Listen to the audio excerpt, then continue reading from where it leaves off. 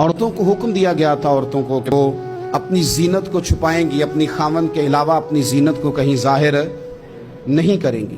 کیا میں بڑی درد دل سے آپ سے پوچھتا ہوں کہ جو عورت بن سور کے باہر نکلتی ہے یا جو نوجوان صبح تیاری کر کے مہنگا جوڑا پہن کے اور بڑی کریمیں لگا کے اور بڑا اپنے آپ کو تیار کر کے باہر جاتا ہے، تو اس کے دل میں یہ خواہش نہیں ہوتی کہ لوگ مجھے دیکھیں؟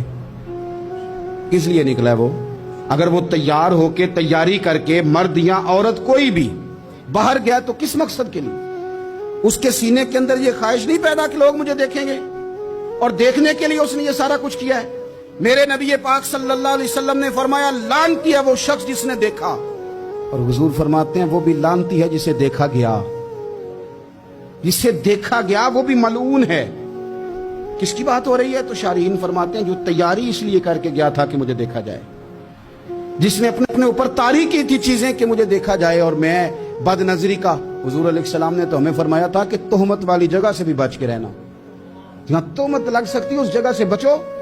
تو چاہیے تو یہ تھا نا کہ بچتی ہیں عورتیں بھی، بچتے وہ نوجوان بھی، لیکن اگر تیاری اس لیے کی جائے، میلوں ٹھیلوں بازاروں کا رخ اس لیے کیا جائے کہ ہمیں دیکھا جائے، تو پھر مجھے بتلائیے جب آپ نے تیاری اس لیے کی تھی، جب یہ ساری تباہی آپ نے خود خریدی تھی، تو پھر آپ کس طرح کر کے کسی کو مجرم قرار دیں گے؟ تو کبھی بھی کوئی ایسا ماحول نہ بنائے۔ حکم تو یہ تھا کہ اپنے خاوند کے لیے عورت تیاری کرے، غیر کے لیے تیاری نہ کرے۔